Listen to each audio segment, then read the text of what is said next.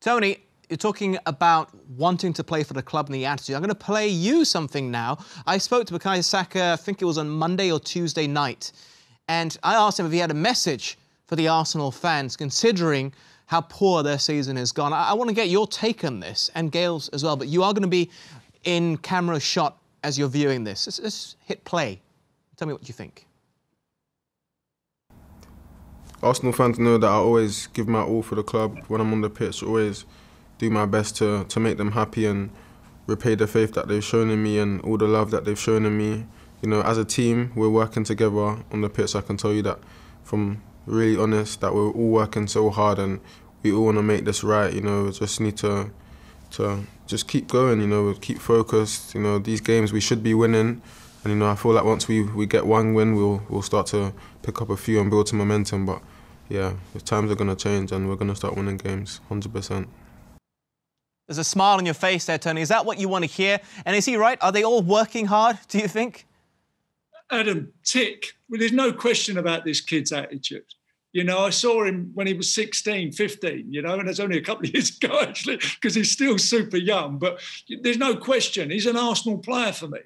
You know, and you tick that box and you move on and you bring other players of that quality. You know, I always question the recruitment as well. You know, we had him and then you go and buy Pepe and Willan and clog it all up. We've got Smith Rowe on the bench, Martinelli, you know, all these kids that are coming through. Don't clog it up. For the biggest thing for me, I think we need a right back, to be honest with you.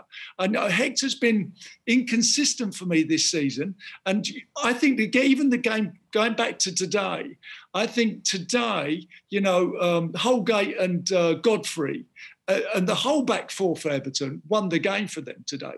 I thought they was rock solid. They joined in when they needed to. You know, Holgate made the first goal coming round the side. See, Godfrey's second half was incredible. And you know, Saka's in that material, in that mould. But you've got to really put him into his proper position. And I've said this before to you, Adam, as well. I said, you brought in Tini, play him left back. You know, all of a sudden you've got him playing left side centre half, then you're playing wing back. You know, what's his best position? And it's the same with Saka. If you think he's, you know, we played him at left back a couple of times and he got absolutely roasted. And the kid's confidence just went on the floor.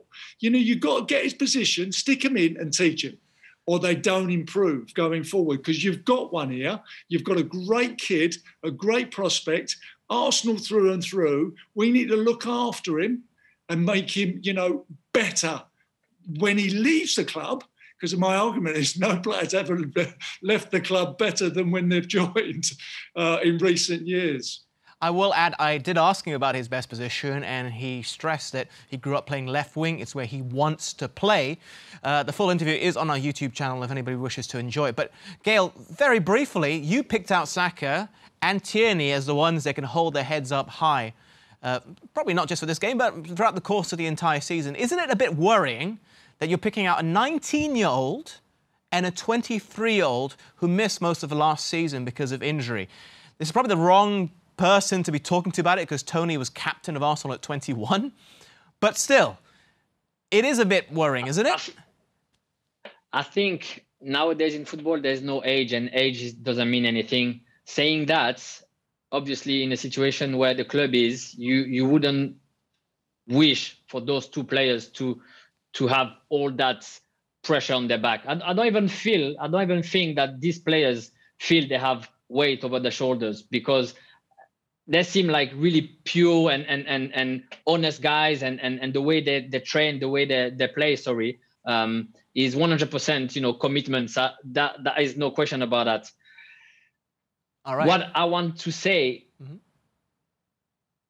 what I want to say is that what Tony said. The question is: are we going towards and turning all the focus around the academy, or are we going to be a club like Man City, who are not scared to spend money to be competitive? Or are we just going to be a club who's doing a little bit of both, who on a good season going to finish top part of the table, and on a bad season like this year, we'll see themselves fighting for relegation? For me, we're not talking about any club here. We're talking about one of the best clubs in England. I mean, you know, and in Europe. So for sure, you need to have a clear vision. And the fact that those two young players are the player we constantly hear in the newspaper, the journalists, the pundits saying that they are the one above everybody else is a little bit worrying, because you have all the players who should be able to take care of that.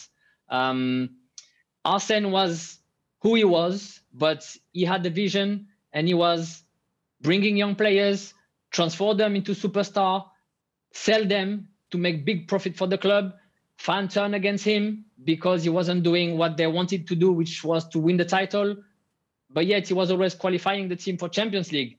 Today you think, and you look back and you think, that wasn't so bad after all. So I think Mikel Arteta he has got that in him. I truly believe he could be the next Arsene Wenger.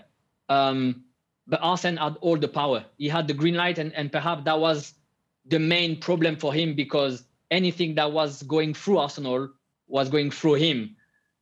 So anything good was for him, anything bad was for him. Mikel is not like that. Mikel is there. He has players that maybe he didn't want. He inherited of player that he probably doesn't want for the future, and he still doesn't have the money to bring the player he wants. So he's in a situation where he's trying his best, I'm sure. He's trying to make the team looks good with principle, but you just keep on fighting. It's like playing a little bit of Tetris. You know, you move this and you move that, and you try to do this. But come on, at one point it's Arsenal and it's Arsenal. That's all I can say. It is Arsenal we're talking about, you know.